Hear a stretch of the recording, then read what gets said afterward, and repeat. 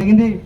అలాగే ఈరోజు మన రాష్ట్రంలో కూడా మరి ముఖ్యమంత్రి చంద్రబాబు నాయుడు గారు వెంటనే స్పందించి విద్యాశాఖ నిర్వహించినటువంటి ఈ డిఎస్సి మరి లీక్ అయింది కాబట్టి, అందులో స్పోర్ట్స్ కోట పక్కాగా లీక్ అయింది కాబట్టి వెంటనే దానికి బాధ్యత వహించి మరి డిమాండ్ చేస్తున్నాం.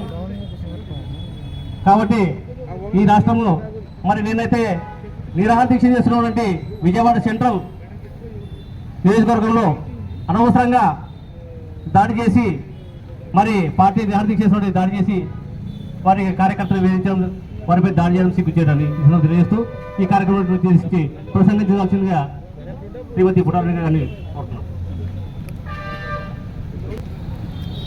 యూత్ సమస్యల మీద పోరాడడానికి వచ్చిన అందరి కార్యకర్తలకి, అలాగే సతీష్ అన్నకి అండ్ మహమ్మ వెంకటమ్మ గారికి అందరికీ నమస్కారం. ఈరోజు ఈ రిలే నిరాహార దీక్షలో ఏకైక ఉద్దేశం ఏంటంటే, ఇప్పుడు మీరు చూస్తే పోయిన గత నెల రోజుల నుంచి మేము క్లియర్ కట్గా ఈ డిఎస్సి స్కామ్స్ ఎలా జరిగాయో ఎన్నెన్నో ప్రశ్నలు మేము తీసుకొస్తున్నాం. జగన్మోహన్ రెడ్డి అన్న అన్ని రుజువులతో పాటు అక్కడ మా సాక్షి టీవీలో అన్ని ఛానల్స్లో ముందు పెట్టారు. ఆ ప్రశ్నలకి జవాబులు చెప్పకుండా ఎంతసేపు ఎదురు దాడి చేస్తూ, ఎంతసేపు ఎల్లో మీడియాలో ఏదో రీజన్ చెప్పుకుంటూ ఆ మాటలు తప్పించుకుంటూ పోతున్నారు తప్ప ఆ క్లియర్ కట్గా డిఎస్సి స్కామ్ గురించి జరిగిన ఇష్యూస్ మీద మాత్రం మాట్లాడట్లేదు. మా ఈ క్లియర్ పాయింట్ ఒకటే ఎజెండా ఏంటంటే, ఈ డిఎస్సి స్కామ్స్ మాత్రం న్యూట్రల్ ఇన్వెస్టిగేషన్ జరగాలి అనేసి మేము 45 days నుంచి మేము ఎన్నెన్నో ర్యాలీస్ చేస్తున్నాం, ఎన్నో మీట్స్ పెడుతున్నాం, అట్లాగే రిలే నిరాహార దీక్ష కూడా పెడుతున్నాం. ఈ దీక్ష చేస్తున్న టైంలో మీరు చూస్తుంటే కొన్ని ప్లేసెస్లో చాలా టీడీపీ నాయకులు వచ్చేసి చాలా దౌర్జన్యంగా ఎన్నో ఆపాలని చూస్తున్నారు. పీస్ఫుల్ ప్రొటెస్ట్ని ఆపితే ఆల్రెడీ ఢిల్లీలో జెన్జీ ఎలా చేశారు, యూత్ అంతా కలిసి ఎలా చేశారో అది ఒక రుజువు అయిపోయింది. సో ఈ పీస్ఫుల్ ప్రొటెస్ట్ని ఇట్లాగే కానివ్వాలి. అండ్ టీడీపీ వాళ్ళు కూడా అకౌంటబిలిటీ తీసుకొని ఖచ్చితంగా ఈ ఎగ్జామ్ని న్యూట్రల్ ఇన్వెస్టిగేషన్ చేయాలి. ఐదర్ సిబిఐతో అన్నా సిట్టింగ్ జడ్జితోనే చేపించి దాని రిజల్ట్స్ రావాలి. అండ్ దానికి లోకేష్ అకౌంటబిలిటీ చెప్పాలి, లోకేష్ గారు అకౌంటబిలిటీ చెప్పాలి. జరిగిన అవకతవకల గురించి ఏదైతే ప్రశ్నిస్తున్నామో వైఎస్ఆర్సీపీ పార్టీ తరఫున మరి ఈరోజు యువత అంతా కూడా రిలే నిరాహార దీక్షలో కూర్చోవడము, ఆ రిలే నిరాహార దీక్షకు మద్దతు సంఘీభావం తెలుపుతూ మేము కూడా ఇక్కడ సతీష్ అన్న, అలాగే Pratul state youth vice president, అలాగే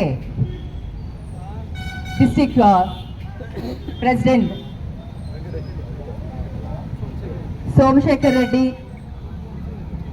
కాన్స్టిట్యున్సీలో వెంకటేష్, మరి అలాగే నజీర్ గారు, మరి అలాగే చాలామంది యువకులు, నిరుద్యోగులు, మరి అలాగే వీళ్ళందరూ కూడా ఇక్కడ కూర్చొని రిలే నిరాహార దీక్ష చేస్తున్నారు అంటే ఒక్కసారి ప్రభుత్వం ఆలోచించాలి.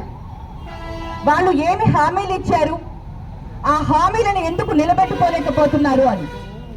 వైఎస్ఆర్సీపీ ప్రభుత్వంలో వైఎస్ జగన్మోహన్ రెడ్డి గారు చెప్పినది చెప్పినట్టు ఆ 5 సంవత్సరాలలో 2 సంవత్సరాలు కరోనా వచ్చినా కూడా ఎవరికి ఎటువంటి హామీ ఇచ్చారో ఆ హామీలన్నీ కూడా నెరవేరుస్తూ ఉద్యోగాలను భర్తీ చేస్తూ 1,50,000 ఉద్యోగాలను గ్రామ సచివాలయాలను ఏర్పాటు చేసి గ్రామ సచివాలయాలలో మొత్తం రాష్ట్రం మీద 1,50,000 మందికి ఉద్యోగాలు కల్పించారు. ఆ ఉద్యోగాలు ఇప్పుడు కూటమి ప్రభుత్వానికి కనిపించట్లేదు. మెగా డిఎస్సి పేరుతో 16,000 ఉద్యోగాలు ఇచ్చి ఆ 16,000 ఉద్యోగాలలో కూడా అవకతవకలు చేసి, ముఖ్యంగా స్పోర్ట్స్ కోటాలో ఎన్ని పొరపాట్లు చేసి అర్హులైన వాళ్ళకి ఉద్యోగాలు ఇవ్వకుండా అనర్హులకు అడ్డదారిలో ఉద్యోగాలు ఇచ్చి, ఈ విధంగా ఇచ్చి ఏదో గొప్పలు చెప్పుకుంటారు, 16,000 ఉద్యోగాలు మేము ఇచ్చాము అని. మరి మరి మీరు ఇచ్చిన ఉద్యోగాలు సక్రమంగా ఇచ్చి ఉంటే ఈరోజు ఎవరు ఇలా రోడ్లపైకి రారు. మీరు అలా ఇవ్వలేదు కాబట్టే ఈరోజు యువత ప్రతి ఒక్కరూ కూడా ఎవరు అయితే నష్టపోయారో వాళ్ళందరూ కూడా రోడ్లు ఎక్కాల్సిన అవసరం వచ్చింది. నిరుద్యోగ భృతి అన్నారు. చదువుకున్న ప్రతి ఒక్కరికి కూడా ఉద్యోగం లేకపోతే ప్రతి ఒక్కరికి కూడా ఆర్థికంగా ప్రతి నెల 3,000 రూపాయలు నిరుద్యోగ భృతి ఇస్తా అన్నారు. ఎక్కడ పోయింది ఆ నిరుద్యోగ భృతి? 2 సంవత్సరాలు అయిపోయి 3వ సంవత్సరం నడుస్తుంది, అయినా కూడా దాని ఊసు లేదు. 16,000 ఉద్యోగాలు ఇచ్చే అంటారు. ఎన్ని వేకెన్సీస్ ఉన్నాయో ఒక్కసారి ఆలోచించమని చెప్పండి. ప్రతి రాష్ట్రానికి వస్తున్న ప్రతి రూపాయి కూడా తీసుకెళ్లి అమరావతిలో పెడుతున్నారు. ఈ రోజు మనం బతికి ఉంటే రేపు మనం ఏ విధంగా బతకాలో ఆలోచించవచ్చు. ఈ రోజు యువతకి మీరు కనుక ఆధారాలను చూపిస్తే రేపు మీరు కట్టే అమరావతికి మన యువత సిద్ధంగా ఉంటారు. కానీ ఈరోజు మీరు అలాంటి ఫౌండేషన్ వేయట్లేదు. కేవలం పేరు రావాలి, ఆ పేరు కోసమే తప్పిస్తుంది కూటమి ప్రభుత్వం. కానీ నిరుపేదల గురించి, విద్యార్థుల గురించి, నిరుద్యోగుల గురించి అసలు పట్టించుకోవట్లేదు. మరి ఈరోజు వైఎస్ఆర్సీపీ పార్టీ ఎవరైతే అన్యాయం జరిగిందో వాళ్ళ తరఫున మేము నిలబడి ఈరోజు ఈ విధంగా రిలే నిరాహార దీక్షలు చేస్తూ ఉన్నాము. మీకు రావాల్సిన ప్రతి హక్కుని మా పోరాటం ద్వారా మీకు సాధించి మీకు తీసుకొని వస్తామని మేము వాళ్ళకి తెలియచేస్తూ, మరి కూటమి ప్రభుత్వం ఏదైతే ఈ డిఎస్సి రిక్రూట్మెంట్లో ముఖ్యంగా స్పోర్ట్స్ కోటాలో ఏవైతే అవకతవకలు జరిగాయో అది మీరు సిబిఐ ఎంక్వైరీకి ఇవ్వాలి, లేదా ఆ బాధ్యత వహిస్తూ హెచ్ఆర్డి మినిస్టర్ రాజీనామా చేయాలి అని మేము చాలా స్ట్రాంగ్గా డిమాండ్ చేస్తున్నాము. ప్రభుత్వం తప్పకుండా కూటమి ప్రభుత్వం దిగి రావాలి. లేదంటే ఈ జెన్జీ, ఈ యువత ఎవరైతే ఈ జనరేషన్కి చెందిన యువత అప్పటిలాగా కాదు, కావలసిన హక్కులు సాధించుకునేంత వరకు పోరాడే యువత వీళ్ళు. మరి మీరు అటు అడుగులు వేసేదానికి దారి ఇవ్విస్తున్నారు. ముఖ్యంగా అది జరగకూడదు. రాష్ట్రంలో ప్రతి ఒక్క యువతకి న్యాయం జరగాలి అంటే ఈ 2 మీరు ఏదో ఒకటి చెయ్యాలి.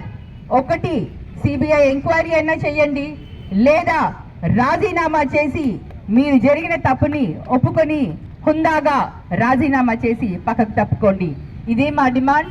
మేము యువతకు అందరికీ కూడా వైఎస్ఆర్సీపీ పార్టీ ఎప్పుడు అండగా ఉంటుందని తెలియచేసుకుంటూ, మరి వారందరికీ కూడా ధైర్యాన్ని ఇస్తూ, మన ప్రభుత్వం వస్తే అందరికీ న్యాయం జరుగుతుందని అందరికీ కూడా తెలియచేసుకుంటూ సెలవు తీసుకుంటున్నాను.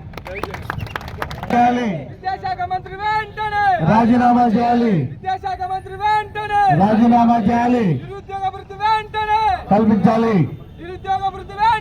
కల్పించాలి.